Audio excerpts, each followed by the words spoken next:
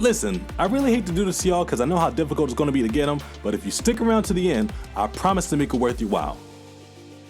For some of you, ladies and gentlemen, the greatest brawly figure to ever grace this earth, cross this desk, and stab these hands is here, and he's everything I could have hoped for. I mean, he can't lean forward, but we'll talk about that later. I didn't want to throw up the intro. This is the Beast Deities, Fenrir.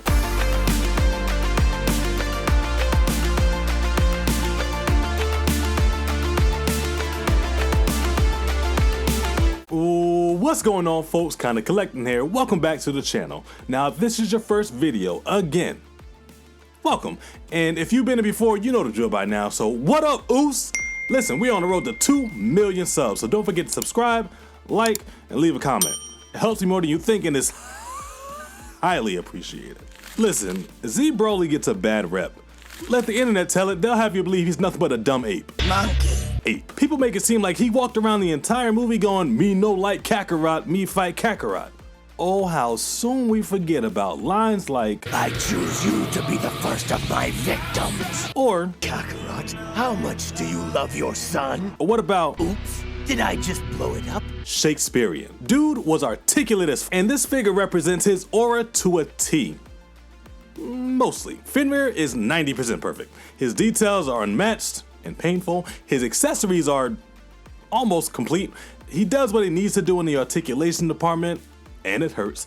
And his scale, it all adds up to a beautiful package. Not perfect, but damn near close. So let me stop yapping and jump into the review. No other figure has captured Z Broly's likeness better than Beast Deities. The effort put into this figure's details from head to toe is utterly insane. For starters, he's got the green hair. No special color version needed, no SDCC exclusive, straight out of the box, green. Now, his front bangs do flare out a bit, and I'm not sure why they made that decision, and it's not because they're made of soft plastic, because they're not. They're just as strong and just as sharp as the rest of his hair. His faces, while not 100% accurate, are undeniably Broly. The gold in his neck, bracelets, belt, and boots all shine and look amazing, and the blue gems bring that contrast that you look for. But most impressive are the proportions on him. His big, boulder shoulders match his massive, strong chest. He's got this questionable shading underneath the top half of his torso, which kind of looks like Cheeto dust, and is really out of place because it wraps around the entire front of his torso, and it's not as strong anywhere else. But it's nothing major. And all of it's balanced on his very solid legs. Now, I love the fact that they went with a soft plastic, almost rubber skirt piece because it not only frees up the articulation, it gives you peace of mind knowing that it's not going to break on you like a hinged plastic piece would. Now, it may end up ripping on you later down the line, but that's future problems. So details get a 4.5 out of 5. Aside from a few minor nitpicks, this dude looks phenomenal. He has a presence on the shelf and an amazing representation of Z Broly. Fenrir comes loaded with a bunch of stuff, but let's start with this. Beast Deities gives you earrings on earrings on earrings to install on Fenrir manually, so don't worry about losing a couple. Doesn't. He comes with 4 pairs of hands. He's got a pair of Mink Minks, a pair of grasping hands, a pair of key blasting hands, and a pair of key blasting hands that peg in to his very nice aura orbs. He also comes with a Goku head palming hand that I can't do anything with because, believe it or not, I don't own the necessary Goku. He's got these cool folded arms that are super easy to attach and detach, knock on wood. And lastly, he comes with 4 faceplates. He's got a stern look, a smirking face, an evil smile, which is my favorite, and a yelling head. Now, all the faces look good and have printed line work on them, which is great. But I'm not the biggest fan of the yelling head, and I think I know why. For one, his mouth is just too wide. A mouth typically starts wide up top and then narrows the lower that you get. But secondly, when someone's looking at you dead on, you shouldn't be able to see the back of their teeth. So that throws it off a bit for me. Now, the most iconic image from my childhood was Broly going berserk for the very first time. And the fact that you cannot recreate that scene with the standard loadout that Fenrir comes with is a bummer. thankfully, Beast Dieties partnered with Red Bolt Studios to not only give us a more accurate hair sculpt, which you've been seeing throughout this entire video, but it also comes with the face that helps recreate that image that made me a Broly fan. So the base accessories get a 3.5 out of 5. The base model missed on a few steps. It should have came with a longer hair and definitely should have come with that gritted T-sculpt. And if you're gonna have a hand dedicated to work with another one of your very specific figures, it would help if that figure was easier to come by. He also needed a pointed finger, not only to acknowledge the tribal chief, but so he could say, I choose you to be the first of my victims. Wow, I really got to use that clip twice in one video. Now, fresh out the box, the articulation is really good, but not perfect. His ab crunch is limited, and they like looped him up on the inside of his torso, which, thank you, I guess. But also, don't loop my Also, he comes with a short neck peg and a longer neck peg, but I switched it out for a third-party neck peg, cause I don't know if you heard or not, but this neck is the worst peg on God's green earth. It's painful, tough to take off and put on, and it's painful. And this one, it's not as bad. Now, the head and neck articulation allow for a full range of motion. He can rotate, swivel, tilt, look down a good amount, but not that well the other way. But let's be real, who's he looking up to? Arms can hit a high T pose, there's rotation at the shoulder, bicep swivel, double jointed elbows, no forearm swivel, and full rotation and tilt at the hand. Butterfly joints go forward a good amount, backwards enough.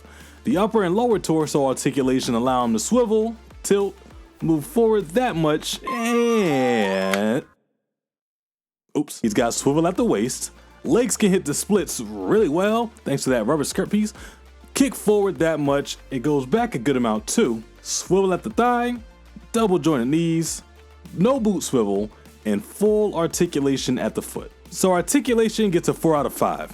Now, Broly's not the most limber of fighters, so he doesn't need to be super agile. That being said, BD did a great job fitting a wide range of motion in such a buff figure. Now, there is a mod you can do to give him more articulation in the upper torso, but it requires you to cut a huge chunk of his mold out on the inside. And I don't know how long it's gonna hold up, so I ain't doing it. If you couldn't tell already, this dude is freaking massive. Bigger than anything Figure Arts has ever produced in the Dragon Ball line. Except the Shinrons and Grade 8 Vegeta. And that's gonna make this size comparison super fun. So let's do it. First off, here's how Broly stacks up next to the demoniacal Fit Broly and the Figure Arts Full Power Broly. And he clears them easily. Now, this dude is like the evolution of these two figures. It improves on the design of what Figure Arts did with their OG Broly figure, gave it the proper proportions and articulation closer to what you get with Super's Broly, and cranked the size up to 11. Super cool. I'll be interested to see how Figure Rise measures up. Not enough to actually go out and purchase one, but it'd be nice to see. Here's how he'd look on the legendary Super Saiyan shelf next to Goku, Vegeta, Trunks, Gohan, Krillin, and Piccolo. And now, yeah, he may be a bit too tall, but I like how he towers over everybody. In the film, he was super imposing, and in the height alone, this captures that perfectly. And at this point, I just wish we had a proper Piccolo to scale. Here's how he stacks up next to the big three with Final Form Frieza, Perfect Cell, and Kid Buu.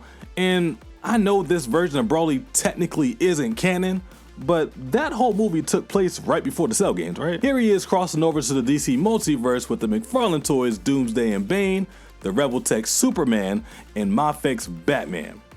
Here he is next to some of Marvel's strongest offerings with the Diamond Select Hulk, who he has a lot of beef with, the Rebel Tech Thor, and the Marvel Legends Ultron and Thanos. And lastly, just for fun, here's Broly next to Wolverine, Sabretooth, Venom, and Spider-Man, all from Legends. So scaling gets a 5 out of 5. This is the biggest Dragon Ball figure I own by far, and he scales phenomenally well with Figure Arts especially. Maybe he's a bit too big for some, but for me, I love it. He's imposing, he towers over the Z Fighters, and his presence is unmatched. If I had to sell my entire collection and only keep one figure, it would be this guy, and I'm not playing. His scale is phenomenal. He does everything you need him to do in the articulation department, and he captures the feel of the legendary Super Saiyan like no other figure before it. The only letdown for me were some of the accessory choices, but even as we speak, there are third-party companies working on ways to make this dude even better. Now, pricing is going to fluctuate. You're not going to be able to find him at retail price at the moment, but when he was released, he retailed for just under $100. Now you're lucky if you can get him for around $2. And that's why at the beginning of this video, I said stick around, because I just opened up channel memberships, and along with a bunch of other perks like polls to choose what I review next, and a look into what I'm working on in between videos, there's also going to be quarterly challenges where you can answer a few questions and potentially take home some nice stuff.